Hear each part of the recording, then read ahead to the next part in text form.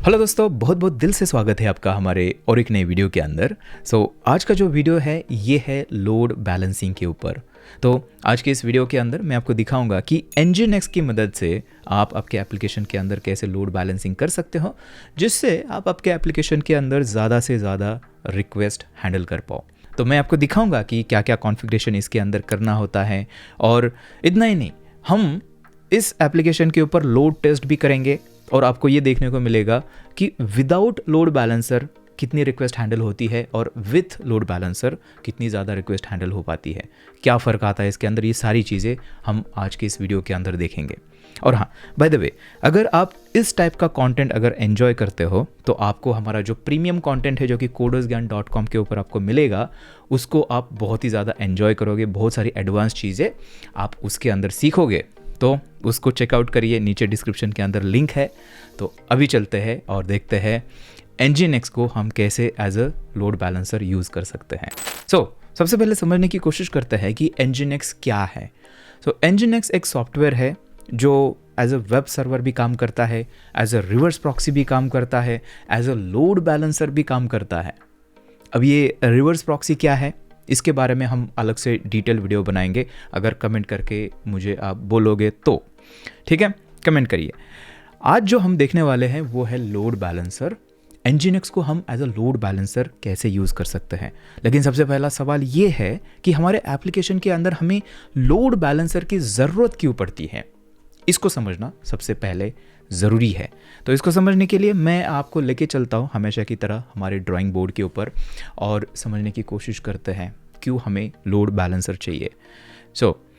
Let's say हमारा एक application है एंड हमारे एप्लीकेशन के अंदर एक फ्रंट एंड है, और फ्रंट एंड है तो हमारे पास बैक एंड भी होगा, राइट। लेट्स से कि हमारे पास ये बैक एंड है और समझ लेते हैं कि ये Node.js का बैक एंड है। ये कोई भी बैक एंड हो सकता है, पाइथन हो सकता है, PHP हो सकता है। तो इसके अंदर होता क्या है कि हम क्लाइंट से, मतलब ये फ्रंट एंड से ऐसे रिक्वेस्ट करते हैं बैक एंड के ऊपर, फिर बैक एंड उसको प्रोसेस करता है, डेटाबेस के अंदर से डेटा गेट कर सकता है और फिर वापस रिस्पॉन्स भेजता है। कुछ प्रॉब्लम है इसके अंदर?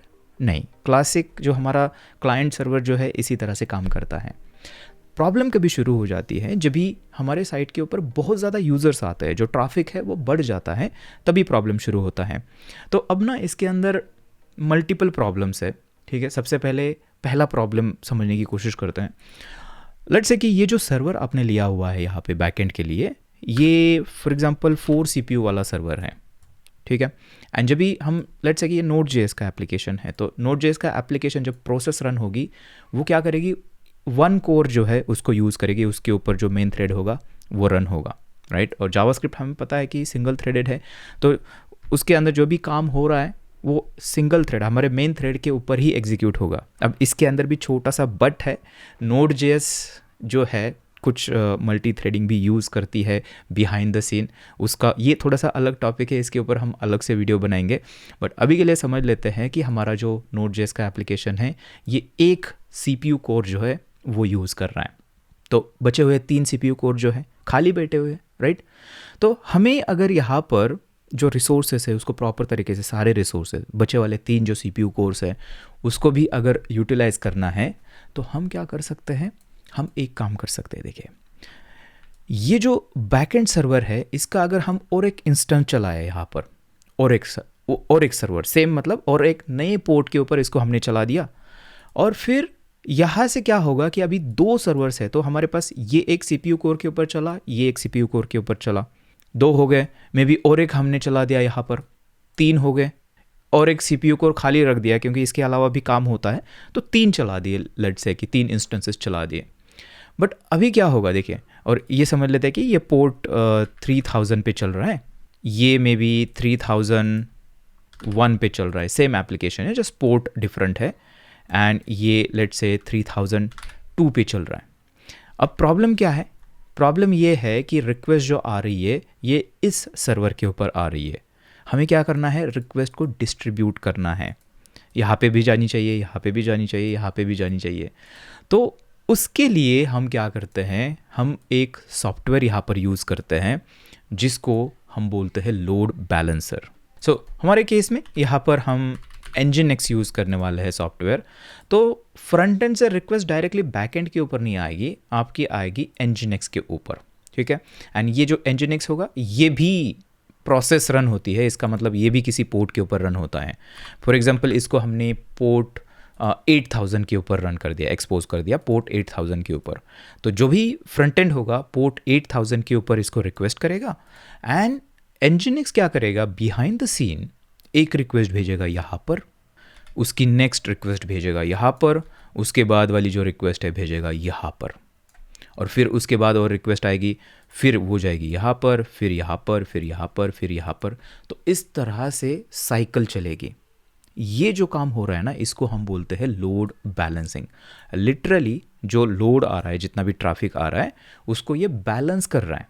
देखिए जो तीनों हमारे सर्वर्स है उसके अंदर डिस्ट्रीब्यूट कर रहा है इक्वली, ठीक है। तो ये होता है लोड बैलेंसर। समझा आपने क्यों हमें चाहिए होता है? क्योंकि हमें सर्वर के सारे जो रिसोर्सेस है उसको प्रॉपर तरीके से यूटिलाइज करने के लिए। अब यहाँ पर मुझे पता है अगर आपने Node.js का क्लस्टर मॉड्यूल का वीडियो अगर देखा है, नहीं देखा है तो यहाँ पे लिंक आएगी, देख लीजिए। तो आपके दिमाग में ये डाउट आएगा कि फिर क्लस्टर मॉड्यूल भी तो यही करता है ना, वो भी हमारे जो सारे CPU कोर्स है उसको यूटिलाइज करने की कोशिश करता है, उसके अंदर भी लोड बैलेंसिंग है, फिर nginx क्यों चाहिए? वैलिड क्वेश्चन है, राइट? तो उसका रीज़न मैं आपको बताता हूँ। देखिए मे बी अगर ये आपका, देखिए ये अगर आपका सेम सर्वर के अगर ऊपर सारा सेटअप है, यहाँ पर लेट्स से कि ऐसे कर लेते हैं, ये जो तीनों सर्वर है, ये तीनों बैकएंड इंस्टेंसेस जो है वो अगर एक सेम मशीन के ऊपर होंगे तो हाँ मे बी हमें यहाँ पर nginx की ज़रूरत लोड बैलेंसिंग के लिए नहीं चाहिए होगी। यहाँ पर क्लस्टर मॉड्यूल जो होता है Node.js का वो काम करेगा, वो इंटरनली एक्चुअली ये ऐसी 3 प्रोसेसेस रन करेगा और खुद लोड बैलेंस करता है। बट nginx पावरफुल तभी हो जाता है जब ही समझ लेते हैं कि आपका ये 4 CPU है, राइट? ये पूरा सर्वर, ये पूरी मशीन जो है ना, ये 4 CPU वाली है। अब थोड़ा सोचिए, रिक्वेस्ट जो 4 CPU वाली मशीन है ये किस एक लिमिट तक ही हैंडल कर पाएगा, चाहे उसके अंदर 3 इंस्टेंस हो। अगर रिक्वेस्ट उससे भी ज़्यादा हो जाती है तो हमें नए सर्वर्स की ज़रूरत पड़ती है, मतलब एक नई मशीन ही। इसका मतलब क्या हो सकता है कि यहाँ पे कुछ ऐसे एक नई मशीन हमें चाहिए होगी। सो लेट्स से यहाँ पे एक नई मशीन ही हमने ले ली एंड इसके अंदर अगेन ये जो 3 इंस्टेंसेस है इस तरह से रन कर दिए, क्योंकि अभी इतनी रिक्वेस्ट हमें हैंडल करनी है, राइट? सो अब देखिए, अब क्लस्टर मॉड्यूल यहाँ पे काम नहीं करेगा क्योंकि वो सिर्फ एक ही सर्वर के ऊपर काम करेगा। अभी भी हमें यहाँ पे बैलेंसिंग करनी है, लोड बैलेंसिंग, राइट? तो इस केस में हमें nginx जैसा लोड बैलेंसर चाहिए होता है। इसका मतलब क्या हो जाएगा कि अगर ऐसे यहाँ पे 3 है, यहाँ पे 3 है, तो ये रिक्वेस्ट ऐसे कर सकता है। देखिए इस तरह से लोड बैलेंस 6 सर्वर्स के अंदर अभी ये लोड बैलेंस करेगा, एक यहाँ पर, दूसरी, तीसरी, चौथी, पांचवी, और ये साइकिल के अंदर चलेगा। ये जो साइकिल चलती है ना, इसको हम बोलते हैं राउंड रॉबिन। ये एक एल्गोरिथम nginx मतलब जो डिफ़ॉल्ट है वो यूज़ करता है, डिफ़ॉल्ट एल्गोरिदम है इसका वो। ओके, सो इसलिए हमें लोड बैलेंसर की ज़रूरत होती है, क्योंकि हमारे सर्वर किसी भी मशीन के ऊपर हो सकते हैं, मल्टीपल मशीन्स हो सकती है, लेकिन nginx जो है वो किसी भी मशीन के ऊपर ऐसे लोड बैलेंस कर सकता है मल्टीपल मशीन्स के ऊपर। ये रीज़न है nginx को as a load balancer use करने का। अभी और एक शायद क्वेश्चन आपके दिमाग में ये आया होगा कि ये चलिए ये सर्वर्स, ये 3 हमारे जो बैकएंड प्रोसेसेस हैं वो इस सर्वर के ऊपर है, यहाँ पे 3 हैं, तो nginx कहाँ पे है? क्या ये इस मशीन के ऊपर है कि इस मशीन के ऊपर है, राइट? और इसका आंसर ये है कि आप इसके अंदर भी रख सकते हो उसको, जिसके ऊपर आपके बैकएंड जो प्रोसेसेस है उसके अंदर ही आपका जो nginx का जो इंस्टेंस है, सॉफ्टवेयर प्रोसेस जो रन हो रही है वो रख सकते हो। या फिर nginx के लिए हम एक अलग से नई मशीन ले सकते हैं और उसके अंदर सिर्फ nginx चलेगा, उसके ऊपर सारे रिक्वेस्ट आएगी, फिर nginx डिसाइड करेगा कि मुझे कहाँ पे भेजना है। जितने भी हमने सर्वर्स रजिस्टर किए हैं इस लोड बैलेंसर के अंदर, उनके बीच में वो डिस्ट्रीब्यूट करेगा लोड। ये है लोड बैलेंसर और इसके लिए हमें चाहिए होता है ये nginx। ओके, सो अभी क्या करते हैं, अभी nginx को हम सेटअप करेंगे और देखते हैं कैसे लोड बैलेंसर ये कॉन्फ़िगर कर सकते हैं। तो अभी इसको ना थोड़ा सा सिंपल रखने के लिए, क्योंकि हम यहाँ पे इसको एक्सप्लोर कर रहे हैं ना, तो सिंपल रखने के लिए ऐसे समझ के चलते हैं कि हमारे पास कुछ ऐसा सेटअप है। देखिए इस तरह से सेटअप है, सिंपल सा फ्रंट एंड है, रिक्वेस्ट करेगा और हमारे पास एक ही मशीन है। ये पूरी जो है ना, ये एक मशीन है जिसके अंदर हम क्या करेंगे, Nginx चलाएंगे और जो बैकएंड होगा हमारा Express.js का एक एप्लीकेशन चलाएंगे, उसके अंदर एक एंड पॉइंट होगा, वो जस्ट हमें रिस्पॉन्स रिटर्न करेगा, सिंपल सा एप्लीकेशन। और हम क्या करेंगे, इसके अंदर टोटल 3 इंस्टेंसेस इसके चलाएंगे। सबसे पहले तो हम यहाँ पे जो है एक ही इंस्टेंस चलाने वाले हैं। लेट्स से कि इसको 4-5,000 के ऊपर चलाएंगे। ये मैं हटा देता हूँ अभी। कुछ ऐसा सेटअप जो है अभी हम करने वाले हैं। देखिए इसकी अभी ज़रूरत नहीं है, सिंपल सा ये सेटअप है। और एक काम करते हैं, शुरू करने के लिए ना इसको भी नहीं रखते हैं, डायरेक्टली रिक्वेस्ट क्या आएगी हमारी, यहाँ से जाएगी, यहाँ से डायरेक्टली हमारे इस जो सर्वर चल रहा है हमारा, देखिए इस तरह से यहाँ पर जो एक्सप्रेस का सर्वर चल रहा है, डायरेक्टली फ्रंट एंड से हम यहाँ पे रिक्वेस्ट कर रहे हैं, जो कि 4500 के ऊपर रन हो रहा है। ठीक है, Nginx को थोड़ी देर के बाद हम इंट्रोड्यूस करेंगे। सो ये चल रहा है ना, ये यहाँ पे चल रहा है। ठीक है, ये एक ही मशीन है और अभी हम ये जो मेरी लोकल मशीन है इसको ही हम यूज़ करने वाले हैं। ओके, सो कुछ ऐसा सिंपल सेटअप पहले टेस्ट करेंगे हम। इसके अंदर कोई भी Nginx नहीं है, डायरेक्टली हम फ्रंट एंड से हमारे बैक एंड का जो एक्सप्रेस का सर्वर रन हो रहा है उसके ऊपर पोर्ट 4500 के ऊपर हम रिक्वेस्ट करेंगे और देखेंगे कि ये काम कैसे कर रहा है। और यहाँ पे ये जो हमारा सर्वर रन होने वाला है ना, इसको मैंने डॉकर कंटेनर के अंदर रन किया है, थोड़ा सा सिंपल सेटअप करने के लिए। ठीक है, एक कोडिंग फैमिली, सो मैं उम्मीद कर रहा हूँ कि आप इस वीडियो को उतना ही एंजॉय कर रहे हो जितना मैं एंजॉय कर रहा हूँ।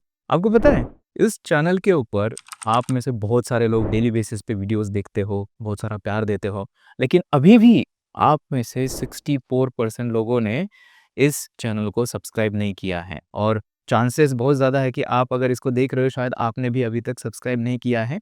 तो मैं 2 चीज़ें आपको बोलना चाहता हूँ। सबसे पहले तो थैंक यू सो मच इस वीडियो को देखने के लिए और इतना सारा प्यार देने के लिए। और दूसरी चीज़ ये है कि जाइए सब्सक्राइब करिए। 1 सेकंड लगता है, आपको फ्री में है ये सब्सक्राइब करना, तो जाइए अभी सब्सक्राइब बटन दबाइए। अभी चलते हैं वापस वीडियो के ऊपर। सो चलते हैं हमारे कोड एडिटर के अंदर, मैं आपको जल्दी से सेटअप दिखाता हूँ। सो यहाँ पर आप देख सकते हो कि ये एक Express.js का एप्लीकेशन है और एक एक्सप्रेस जनरेटर की मदद से मैंने इसको जनरेट किया हुआ है। एंड इसके अंदर अगर आप देखोगे तो एक डॉकर फाइल है। डॉकर फाइल की मदद से बेसिकली हमने ये जो एक्सप्रेस का एप्लीकेशन है उसको कंटेनराइज किया हुआ है ताकि हम इसको डॉकर कंटेनर के अंदर रन कर पाए। उसके बाद यहाँ पे compose.yaml फाइल है। इसके अंदर एक्चुअली क्या होती है, हम डॉकर के अंदर कंटेनर जो रन करते हैं ना, तो वो हम करते हैं। तो फॉर एग्जांपल app1, ये एक इंस्टेंस रन करने के लिए हमने एक्सप्रेस लोड बैलेंसर, ये जो एप्लीकेशन है उसकी जो इमेज बिल्ड की है वो यहाँ पर यूज़ कर रहे हैं। एंड एनवायरनमेंट वेरिएबल के अंदर हम एक एनवायरनमेंट वेरिएबल ये पास कर रहे हैं, इंस्टेंस आईडी एंड पोर्ट। अब ये इंस्टेंस आईडी किस लिए चाहिए हमें, क्योंकि हमें बाद में टेस्ट करना है कि हमारा जो रिक्वेस्ट हैंडल की है वो कौन सा इंस्टेंस ने हैंडल की है। उसके लिए हम इसको हर एक इंस्टेंस के अंदर as a environment variable pass कर रहे हैं और उसको ना बाद में हम देखिए यहाँ पर मैं आपको दिखाता हूँ, यहाँ पर हम रिस्पॉन्स के अंदर रिटर्न कर रहे हैं वही वैल्यू इंस्टेंस आईडी। तो जब भी हम टेस्ट करेंगे ना तो पता चलेगा, अच्छा लोड बैलेंस हो रहा है, ये इंस्टेंस 1 से आ रहा है रिस्पॉन्स, ये इंस्टेंस 2 से आ रहा है, ये 3 से आ रहा है, तो इससे पता चल जाएगा हमें। ओके, सो अब क्या करते हैं, ये जो लिंक है आपको कोड की मिल जाएगी डिस्क्रिप्शन के अंदर, आप डाउनलोड करके ये सेम चीज़ आप कर सकते हो। आपको बस करना है डॉकर कंपोज अप -d, मैं आपको करके दिखाता हूँ यहाँ पर, डॉकर कंपोज अप -d। अगर ऐसे करते हैं तो आप देख सकते हो आपका ये जो एप्लीकेशन है वो स्टार्ट हो चुका है। ठीक है, एक्सप्रेस का डॉकर के अंदर कंटेनर स्टार्ट हो चुका है और ये हमारा पोर्ट 4500 के ऊपर रन होगा क्योंकि हमने पास किया है पोर्ट इसको। तो अगर हम चलते हैं हमारे टर्मिनल के अंदर एंड यहाँ पर अगर करते हैं कर्ल एंड करते हैं http localhost एंड यहाँ पर हमने कौन सा है 4500 / आई थिंक यही है। तो देखिए यहाँ पर इंस्टेंस आईडी जो है 1 ये रिटर्न कर रहा है, रिस्पॉन्स हमें रिटर्न हो रहा है, जो कि बढ़िया बात है। अब एक काम करते हैं, अब हम इसके ऊपर एक लोड टेस्ट करके देखेंगे सबसे पहले। ठीक है, विदाउट nginx सिंगल सर्वर कितने रिक्वेस्ट ये हैंडल कर पाता है वो हम देखेंगे। सो उसके लिए हम यहाँ पर ऑटो कैनन यूज़ करने वाले हैं एंड ये हमारा पुराना ये है, इसको हटा देते हैं। यहाँ पर 4500 के ऊपर अब देख सकते हो कि 30 कॉन्करेंट कनेक्शंस एंड 10 सेकेंड के लिए ये फायर करेंगे हम इसके ऊपर रिक्वेस्ट। रेडी गो, 10 सेकेंड और अभी हमें पता चलेगा कितनी रिक्वेस्ट हमारा जो सर्वर है पर सेकेंड हैंडल कर पा रहा है। ठीक है, सो ये देखिए यहाँ पर टोटल 56,000 रिक्वेस्ट हैंडल की है पूरे इस 10 सेकेंड के अंदर एंड जो एवरेज है वो है 5595 रिक्वेस्ट पर second, which is good. MacBook है ना तो फास्ट चलता है और फिर लोकली ये सारी चीज़ें चल रही है तो ये इतनी रिक्वेस्ट हैंडल हो जाएगी। रियल सर्वर के ऊपर इतनी नहीं होगी क्योंकि नेटवर्क भी होता है उसके अंदर, नेटवर्क के ऊपर रिक्वेस्ट जाती है। यहाँ पे सारी चीज़ें लोकली हो रही है तो इसलिए ज़्यादा रिक्वेस्ट आपको दिखेगी। सो ये काम चल रहा है। अभी क्या करते हैं, अभी इंट्रोड्यूस करते हैं यहाँ पर ये जो nginx है इसको इंट्रोड्यूस करते हैं और देखते हैं कि अभी कुछ ऐसा करेंगे हम। देखिए ये जो रिक्वेस्ट जाएगी ना यहाँ से इस तरह से फ्रंट एंड से रिक्वेस्ट हम अभी भेजेंगे nginx के ऊपर। तो सबसे पहले हमें क्या करना पड़ेगा, nginx को यहाँ पर इंस्टॉल करना पड़ेगा। ठीक है, अब nginx को चलाने के मल्टीपल तरीके हैं। या तो आप डायरेक्टली मशीन के ऊपर अगर आप देखिए यहाँ पर अगर nginx डॉक्स के ऊपर चलते हो तो इसके अंदर जाके आप जो है सारी चीज़ें फॉलो कर सकते हो, कैसे आपको इंस्टॉल करना है। बाय द वे मैंने nginx के ऊपर एक कंप्लीट क्रैश कोर्स बनाया हुआ है जिसके अंदर ये सारी चीज़ें इंस्टॉलेशन से लेके क्या क्या इसके अंदर कॉन्फ़िगरेशन डिटेल्स होते हैं, कैसे सारी चीज़ें करनी है, वो है। वो यहाँ पे लिंक आ जाएगी, वहाँ पे आप देख लेना। ठीक है, बहुत ही पावरफुल वीडियो है, उसके अंदर ऑलमोस्ट सारी चीज़ें कवर की है nginx के बारे में। सो देखिए यहाँ पर अगर लिनक्स के ऊपर है तो पैकेजेस आप इंस्टॉल कर सकते हो या फिर बिल्डिंग फ्रॉम सोर्स कर सकते हो। हम जो करने वाले हैं ना, और मैं आपको भी सजेस्ट करूँगा कि आप डॉकर कंटेनर के अंदर इसको भी चला सकते हो, जो कि हम करने वाले हैं। तो उसके लिए हमें जाना होगा कोड के अंदर और यहाँ पर ये ब्लॉक जो है इसको पेस्ट करते हैं। ये क्या है, अभी ये बस हमने हमारे डॉकर कंपोज के अंदर और एक सर्विस ऐड की है और बोला है कि जो इमेज होगी ना डॉकर की वो है nginx की इमेज। nginx की जो इमेज होगी वो है, कंटेनर का नाम ये दे दो। पोर्ट जो है देखिए nginx जो है बाय डिफ़ॉल्ट 80 पोर्ट के ऊपर रन हो जाता है, लेकिन हम हमारे लोकल मशीन के ऊपर इसको पोर्ट 8000 पे मैप करेंगे। ठीक है, मतलब जब भी हम रिक्वेस्ट करेंगे तो पोर्ट 8000 के ऊपर रिक्वेस्ट करेंगे जो कि डायरेक्टली मैप हो जाएगी पोर्ट 80 के ऊपर जो कंटेनर के अंदर रन हो रही है। एंड उसके बाद यहाँ पे nginx conf नाम से एक फ़ाइल हमें प्रोवाइड करनी होगी जहाँ पर हम nginx का कॉन्फ़िगरेशन करेंगे। लोड बैलेंसर का जो कॉन्फ़िगरेशन है वो हम करेंगे। तो आप देख सकते हो ./ दिया हुआ है, इसका मतलब ये करंट फोल्डर के अंदर ही ये जो फाइल है ये हमें क्रिएट करनी होती है। सो nginx.conf इस तरह से फाइल क्रिएट करते हैं एंड इसके अंदर बस हमें क्या करना है, देखिए बहुत ही सिंपल सी चीज़ें होती है गाइस। आप वो क्रैश कोर्स देख लेना, ठीक है, उसके अंदर बहुत ही डिटेल में हमने चीज़ें कवर की है। यहाँ पे एक इवेंट्स नाम का ब्लॉक चाहिए होता है, इसके अंदर हम nginx का जो वर्कर कॉन्फ़िगरेशन वगैरह है वो हम सेटअप करते हैं। हमें इस केस में सारी चीज़ें डिफ़ॉल्ट रखनी है तो इस तरह से हम कुछ लिखेंगे नहीं उसके अंदर। यहाँ पे एक http ब्लॉक हम ओपन करते हैं एंड http ब्लॉक के अंदर एक सर्वर ब्लॉक यहाँ पर ओपन करते हैं। ठीक है, एंड इसके अंदर मैं बोलूँगा कि लिसन 80 पोर्ट के ऊपर लिसन करो, ऐसे हम बोल रहे हैं। एंड उसके बाद यहाँ पर आपको लिखना है लोकेशन क्या है, मतलब किस लोकेशन पे रिक्वेस्ट आती है तो इसको हैंडल करना है। राउटर बेसिकली हम यहाँ पे सेट कर रहे हैं। तो मैं बोलूँगा कि / मतलब जो सारी रिक्वेस्ट आती है ना, / हो सकता है, उसके बाद जो भी होगा जितनी भी रिक्वेस्ट आ रही है उसको यहाँ पे हैंडल करना। अब यहाँ पे हैंडल करना मतलब क्या है, यहाँ पे हमें मेंशन करना होगा कि रिक्वेस्ट, देखिए अगर डायग्राम हमारा देखते हैं, रिक्वेस्ट यहाँ पर आ गई। अब यहाँ से आगे क्या करना है, तो यहाँ पर हमें बोलना पड़ेगा यहाँ से रिक्वेस्ट को आगे प्रॉक्सी कर दो या फिर सेंड कर दो पोर्ट 4500 के ऊपर, राइट। सो वो हम यहाँ पर करते हैं। उसके लिए हम प्रॉक्सी पास नाम से एक डायरेक्टिव यहाँ पर यूज़ करते हैं एंड यहाँ पर मैं मेंशन करूँगा कि http लोकल होस्ट 4500 यहाँ पे ये जो रिक्वेस्ट है उसको फॉरवर्ड कर दो। That's it. और यहाँ पर करना है सेमीकोलन, भूलना नहीं है, नहीं तो सिंटैक्स एरर आ जाएगा। दैट्स इट, हमारा सेटअप यहाँ पर हो चुका है। अब ये जो हमने किया ना nginx और रिक्वेस्ट यहाँ पर जाएगी, ये सेटअप पूरा है, कंप्लीट हो चुका है। बस हमें क्या करना है, अभी हमारे डॉकर कंटेनर को जिसके अंदर nginx हमने किया है उसको रन करना है। ठीक है, अब देखिए यहाँ पर चलते हैं वापस हमारे टर्मिनल के अंदर, एक नए टैब के अंदर यहाँ पर हम क्या करेंगे, डॉकर एंटर करते हैं तो हो गया Docker compose up -d enter करते हैं एंड अब देख सकते हो दोनों कंटेनर्स हमारे स्टार्ट हो चुके हैं। ठीक है, अब इसको हम टेस्ट कर सकते हैं। तो इसको टेस्ट करने के लिए हम क्या कर सकते हैं, ब्राउज़र के अंदर लोकल होस्ट और nginx के ऊपर रिक्वेस्ट करनी है जो कि पोर्ट 8000 के ऊपर चल रहा है हमारा। एंटर करते हैं तो यहाँ पे एक रिक्वेस्ट आएगी 502 बैड गेटवे। ठीक है भाई साहब, ये जो रिक्वेस्ट है ना प्रोडक्शन के अंदर आती है। मेरे रियल मतलब जॉब के ऊपर ऐसे हुआ था और मैं फिगर आउट नहीं कर पाया था इसको क्यों ऐसे हो रहा है, और बहुत ही प्रोडक्शन वाला एप्लीकेशन था, मैं अकेला था उसको देखने के लिए और उसकी वजह से थोड़ा सा लॉस भी हुआ था। ठीक है, कंपनी को ये क्यों होता है मैं आपको बताता हूँ। ठीक है, यहाँ पर आते हैं, यहाँ पर रिक्वेस्ट हमारी यहाँ तक आ रही है nginx तक। 502 बैड गेटवे इसका मतलब होता है जो अपस्ट्रीम सर्विस है इसकी, मतलब यहाँ से ये आगे वाली जो सर्विस है ये अवेलेबल नहीं है, इसको ये कांटेक्ट नहीं कर पा रहा है, तभी ये 502 जो है ये रिक्वेस्ट आती है बैड गेटवे जिसको हम बोलते हैं। ऐसे क्यों हो रहा है देखिए, यहाँ पर अगर मैं लोकल होस्ट 45 पे अगर करूँ तो आप देख सकते हो इंस्टेंस 1 सर्वर तो हमारा चल रहा है लेकिन nginx इसको नहीं एक्सेस कर पा रहा है। ऐसा क्यों?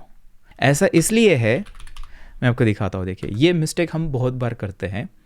थोड़ा सोचिए कि ये जो हमारा एक्सप्रेस का एप्लीकेशन है एंड nginx का जो एप्लीकेशन मतलब nginx जो है वो हमारा डॉकर कंटेनर के अंदर रन हो रहा है, दो अलग अलग कंटेनर्स के अंदर। और यहाँ पर हम क्या बोल रहे हैं कि nginx के अंदर जैसे रिक्वेस्ट आती है तो वो लोकल होस्ट 4500 के ऊपर उसको प्रॉक्सी पास कर दो। बट थोड़ा सोचिए कि nginx जहाँ पे रन हो रहा है उसके अंदर तो नहीं रन हो रहा है ना ये सर्वर लोकल होस्ट 4500, वो तो अलग डॉकर कंटेनर है दूसरा, राइट? तो इसकी वजह से वो दूसरे कंटेनर के अंदर इस एड्रेस की मदद से नहीं जा पा रहा है क्योंकि वो खुद के लोकल होस्ट के अंदर खुद के कंटेनर के अंदर देख रहा है लेकिन ऐसी कोई सर्विस वहाँ पे रन नहीं कर रही है। तो इसको फिक्स करने के लिए हम डॉकर कंपोज के अंदर क्या करते हैं, ये जो सर्विस का नाम होता है ना उसको ही एज अ डोमेन हम यूज़ कर सकते हैं। तो हम यहाँ पे ऐसे लिख सकते हैं कि nginx नहीं सॉरी ये app1 जो है ना ये लिखना है ऐसे app1 और उसके ऊपर 4500 उस पोर्ट के ऊपर जाना है बेसिकली। अब देखना, अब अगर हम चलते हैं टर्मिनल के अंदर एंड यहाँ पर हमें ना फिर से इसको डाउन करना पड़ेगा एंड डाउन करने के बाद फिर से अप करेंगे। अप करते हैं, स्टार्ट हो चुके हैं कंटेनर्स हमारे। चलते हैं ब्राउज़र के अंदर एंड यहाँ पर अभी करते हैं रिफ़्रेश। जैसे रिफ़्रेश करेंगे पोर्ट 8000 के ऊपर आप देख सकते हो अभी हमारा इंस्टेंस आईडी 1 जो है ये दिखा रहा है। रिफ़्रेश करोगे आप 1 ही दिखेगा क्योंकि एक ही सर्वर है, राइट? चल रहा है अभी। अब करते हैं, देखिए अब ये वाला सेटअप कंप्लीट हो चुका है। ठीक है, ये इसको वापस हमारे मेन कलर पे लाते हैं, ये सेटअप कंप्लीट हुआ है। अब इसको टेस्ट करते हैं, लोड टेस्ट करते हैं इसके ऊपर।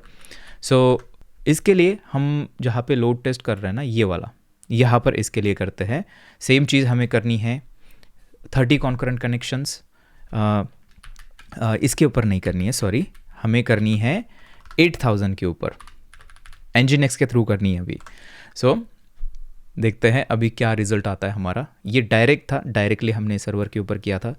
nginx के थ्रू अभी क्या फ़र्क पड़ता है ये देखते हैं हम यहाँ पर। ठीक है, सो यहाँ पर देखिए रिक्वेस्ट कितनी हैंडल हुई है।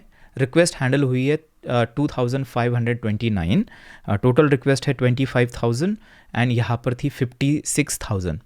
थोड़ा सा ये यहाँ पे डिफरेंस आपको दिखेगा क्योंकि डायरेक्ट सर्वर के ऊपर जब भी आप करते हो तो कोई भी इंटरमीडिएट सर्वर इसके अंदर नहीं था, इसकी वजह से और भी फास्ट चीज़ें हो रही थी। अभी इसके बीच में nginx है हमारे पास, तो nginx के थ्रू रिक्वेस्ट जा रहे हैं तो एक हॉप यहाँ पे एक तरह से आ जाता है, इसकी वजह से थोड़ी सी रिक्वेस्ट आपकी कम हो जाएगी, लेकिन ये इतनी भी कम नहीं है। ठीक है, इतने भी कम नहीं है। ऐसा मत सोचिए कि बहुत कम हो गए Nginx हम यूज़ नहीं करेंगे, नहीं नहीं नहीं, ऐसा नहीं है। ये भी बहुत सारे रिक्वेस्ट है। एंड Nginx के अंदर कुछ ऐसे ट्विक्स हम कर सकते हैं, कितने वर्कर्स चलाने हैं हमें, कनेक्शन जो है उसको कीप अलाइव रखना है, ऐसे कुछ ट्विक्स करने हैं, उससे और भी परफॉर्मेंस जो है Nginx का वो बढ़ता है। लेकिन अभी हम बात करने वाले हैं लोड बैलेंसर की, राइट। लोड बैलेंस करने से क्या इसका परफॉर्मेंस बढ़ेगा? देखिए, मैं ये करना चाहता हूँ यहाँ पर कि ये जो सेकेंड इंस्टेंस है ना उसको मैं चलाना चाहता हूँ, ठीक है। इसको चलाएंगे एंड इस तरह से, एंड ये जो चलाएंगे ना, ये चलाएंगे 4501 इस पोर्ट के ऊपर चलाएंगे, और फिर बोलेंगे Nginx को कि अभी लोड बैलेंस करना दोनों के बीच में। तो टेक्निकली अगर देखा जाए तो हमारी रिक्वेस्ट जो है डबल हैंडल होनी चाहिए, राइट। यहाँ पर अगर हमारी 2529 अगर हो रही है तो यहाँ पे अराउंड 5-6,000 रिक्वेस्ट हैंडल होनी चाहिए। करके देखते हैं इसको। उसके लिए हमें क्या करना है, सबसे पहले जाना है कंपोज के अंदर, एंड यहाँ पे जस्ट हमें कॉपी करना है। ये देखिए, यहाँ से पेस्ट कर लेते हैं। सेकेंड सर्विस बेसिकली पेस्ट कर दी हमने। यहाँ पे app2 करेंगे, इसका नाम देते हैं app2।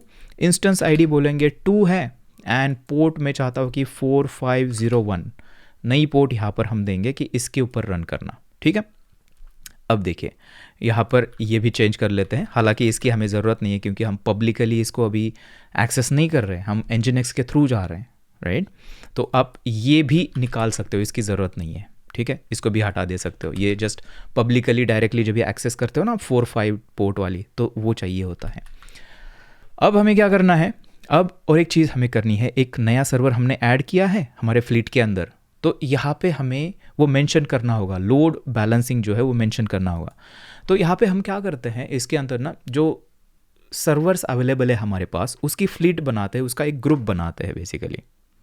तो उसके लिए हम यहाँ पर देखिए HTTP के अंदर यहाँ पे एक ब्लॉक हम बनाते हैं एक्चुअली, और इसको हम देते हैं नाम अपस्ट्रीम, ठीक है। अपस्ट्रीम ऐसे आपको लिखना होता है ये, एंड इसको इस तरह से ओपन करना है। अब इसके अंदर क्या होता है ना, इसके अंदर जस्ट आप लिस्ट करते हो कि कौन से सर्वर्स हैं। हमारे पास जो पहला सर्वर है वो है app1, जो कि पोर्ट देखिए 1 चाहिए ना, app1 है हमारा, उसका नाम ये है ना, डॉकर कंपोज के अंदर आपने देखा होगा, ये देखिए app1। तो इसको ही एज अ डोमेन हम यूज़ करते हैं जब भी डॉकर कंपोज के अंदर हम रन करते हैं। app1 4500 इस तरह से, राइट। एंड सेकेंड एक है हमारे पास जो है app2, और वो रन हो रहा है यहाँ पर 4501 के ऊपर। ये फ्लीट हमारे पास है, अभी 2 सर्वर्स है। अब अपस्ट्रीम के अंदर हमने डाल दिया। अब हम क्या करेंगे, प्रॉक्सी पास के अंदर क्या बोलेंगे कि अब यहाँ पे मत जाना, अब क्या करना, ये जो अपस्ट्रीम है इसको यूज़ करना। उसके लिए हम यहाँ पर अपस्ट्रीम का नाम देते हैं। अभी अपस्ट्रीम का नाम कहाँ पर है, ये यहाँ पर देते हैं। तो मैं यहाँ पर बैकएंड नाम देता हूँ, कुछ भी नाम आप इसको दे सकते हो। मैं बैकएंड दे रहा हूँ, तो बैकएंड को मैं यहाँ पे इस तरह से मेंशन करूँगा कि जैसे ही रिक्वेस्ट आती है उसको पास करना कहाँ पर, बैकएंड अपस्ट्रीम के ऊपर। और बैकएंड अपस्ट्रीम जो है ये अपने आप में एक सर्वर की फ्लीट है, एक ग्रुप है। तो इनके ऊपर जो रिक्वेस्ट है वो प्रॉक्सी हो जाएगी, और Nginx इससे लोड बैलेंसिंग जो है वो एनेबल हो जाती है, और Nginx ऑटोमेटिकली इनके ऊपर लोड बैलेंस करना शुरू कर देता है। चलिए टेस्ट करते हैं इसको। चलते हैं टर्मिनल के अंदर, एंड यहाँ पर सबसे पहले तो एक काम करते हैं, ब्राउज़र के अंदर इसको टेस्ट करते हैं थोड़ा सा। यहाँ पर आता है, देखिए पोर्ट 8000 के ऊपर है, लेकिन हमने एक काम नहीं किया। यहाँ पर हमें इसको रिस्टार्ट करना है हमारे एप्लीकेशन को, राइट। तो यहाँ पर करते हैं डाउन, एंड फिर से करना है अप। चलते हैं ब्राउज़र में, एंड यहाँ पर अब देखना रिफ्रेश, देखिए इंस्टेंस आईडी 2, फिर से 1, फिर से 2, फिर से 1, फिर से 2। क्या हो रहा है ये हमें बता रहा है कि ये जो रिक्वेस्ट है इंस्टेंस 2 जो अभी नया हमने रन किया है उसने हैंडल की है, ये जो सर्वर 1 है हमारा उसने हैंडल की है। और देखिए ये साइकिल चल रही है, पहले 1 बाद में 2, 1 2 1 2। ये है Nginx लोड बैलेंसिंग, और ये इसके ऊपर बाद में इसके ऊपर इसको हम बोलते हैं राउंड रॉबिन, ठीक है। ये एल्गोरिथम यहाँ पर यूज़ करता है बाय डिफ़ॉल्ट राउंड रॉबिन। अब इसको टेस्ट करते हैं, लोड टेस्ट करते हैं। वापस आते हैं, एंड यहाँ पर अब फिर से रन करेंगे सेम पोर्ट 8000 के ऊपर, लेकिन अभी फ्लीट के अंदर 2 सर्वर्स है हमारे। अब देखते हैं कितनी रिक्वेस्ट ये हैंडल कर पाता है।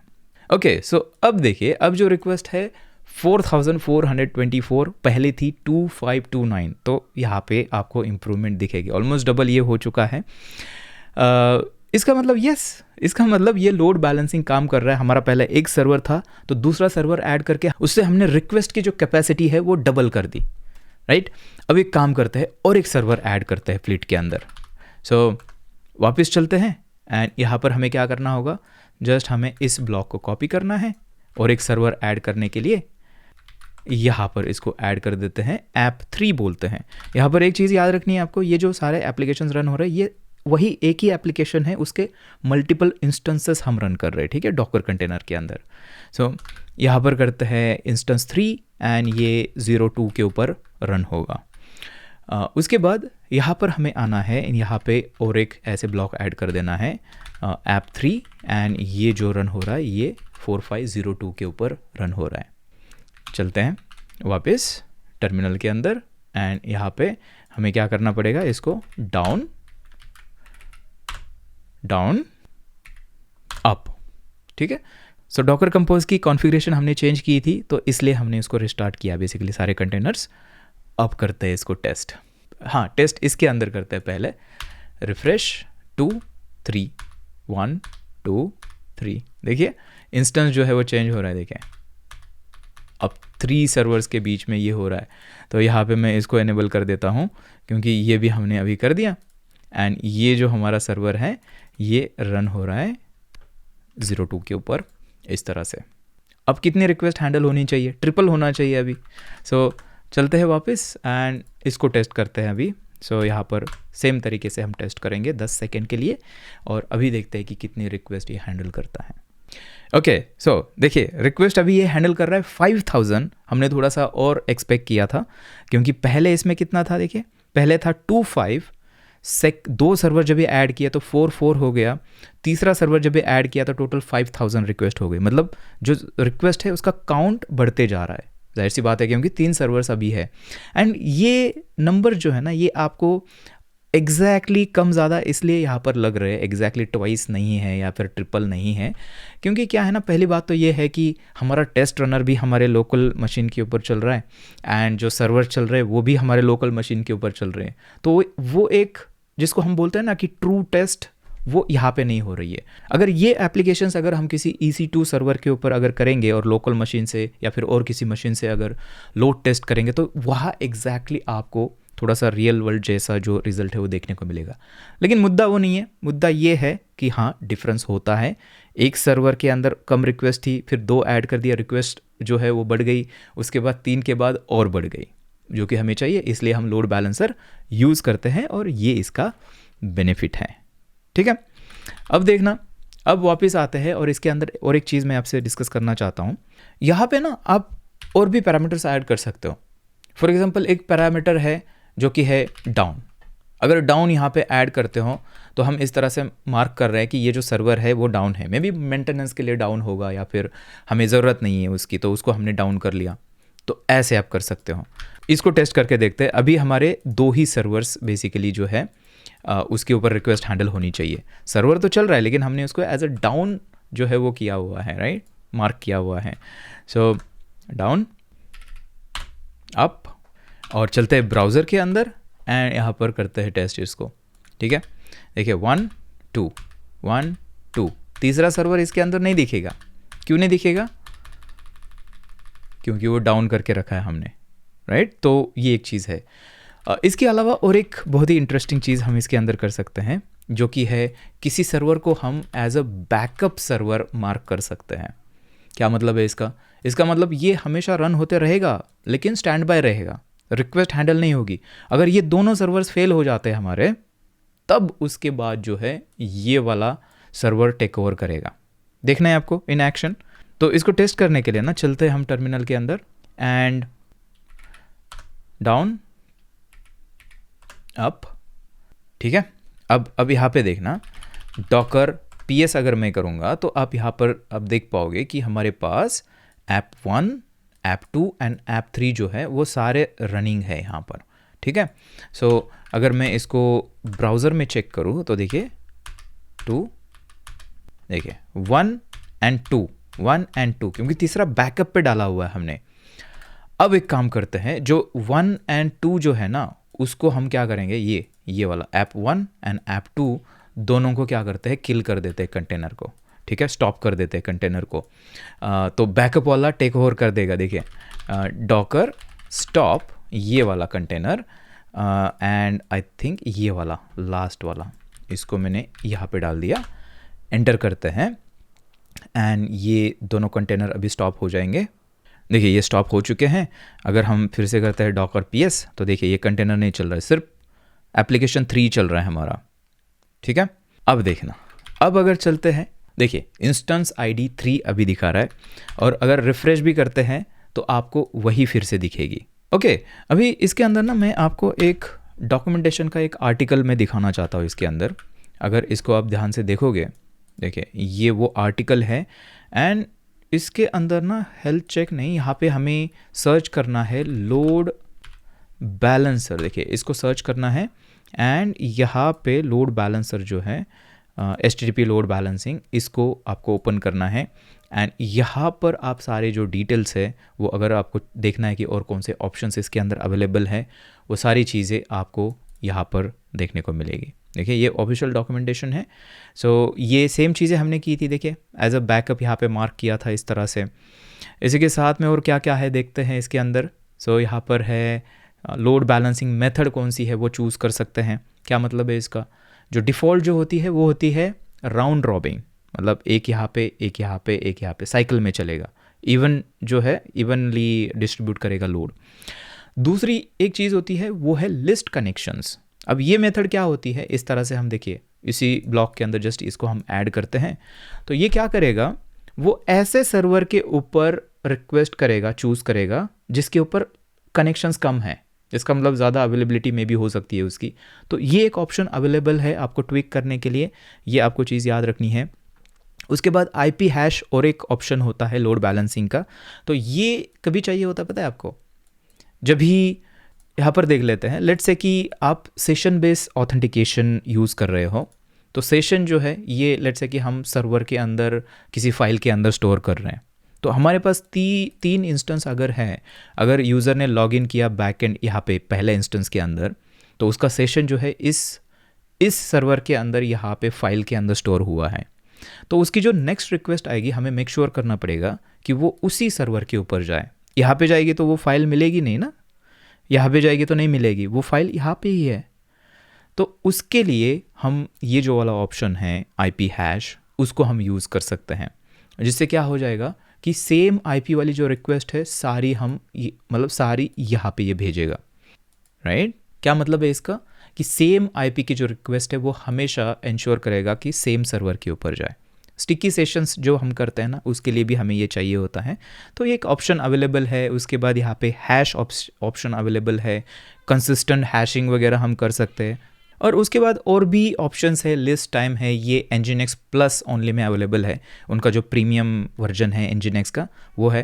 लेकिन हम जो यूज़ कर रहे हैं ये ओपन सोर्स फ्री वाला वर्जन है, इसके अंदर ये अवेलेबल नहीं है और हमें चाहिए भी नहीं है। थोड़ा सा आपके लिए और कन्वीनियंस जो है वो हमें करके देते हैं, उसके लिए पैसे लेते हैं। लेकिन हमारा जो ओपन सोर्स वाला है वो इनफ है हमारे केस में। हैश स्टिकी सेशंस आपको करने हैं तो उसके लिए आप ये IP हैश वाला यूज़ कर सकते हो, या फिर आप जो डिफ़ॉल्ट वाला है राउंड रॉबिन वो कर सकते हो। वो मतलब most of the time more than enough होता है। या फिर लिस्ट कनेक्शन वाला भी ऑप्शन आपके पास है। इसके अलावा और एक चीज़ होती है जो कि है सर्वर वेट्स। यहाँ पर आप देख सकते हो हम वेट डाल सकते हैं। क्या मतलब है इसका मतलब यहाँ पर अगर देखेंगे कहीं पे वेट होगा, सर्च करते हैं। सो सर्वर वेट्स क्या होता है ना, यहाँ पे आप हाँ नीचे देख सकते हो। इसके अंदर ना आप सर्वर के ऊपर ऐसा वेट डाल सकते हो, जिससे हम ये बोल रहे हैं कि अगर टोटल 6 रिक्वेस्ट आएगी, फॉर एग्जांपल इस केस में टोटल अगर 6 रिक्वेस्ट आएगी तो 5 रिक्वेस्ट ये सर्वर हैंडल करेगा और ये सर्वर बची वाली एक ही रिक्वेस्ट हैंडल करेगा। अगर ऐसी केस है तो आप ये कर सकते हो।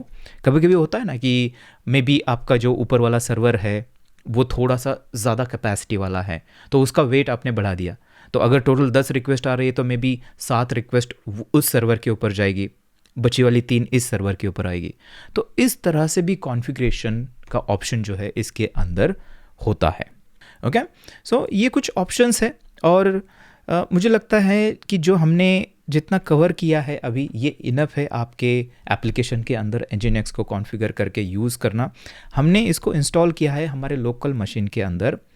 आप सेम चीज़ आपके सर्वर के ऊपर कर सकते हो, ठीक है। डॉकर के अंदर करना है, डॉकर के ऊपर कर सकते हो, या फिर डायरेक्टली आपको विदाउट डॉकर करना है, वो भी चीज़ें इसके अंदर पॉसिबल हैं, ठीक है। सो ये था Nginx एंड मैं उम्मीद करता हूँ कि आपको सारी चीज़ें समझ में आई है। अगर इसको आपको डिटेल में पढ़ना है तो ये लेफ्ट वाला वीडियो देखिए, पूरा डिटेल में उसके अंदर हमने कवर किया है। और हाँ, codersgyan.com को ज़रूर चेक कीजिए।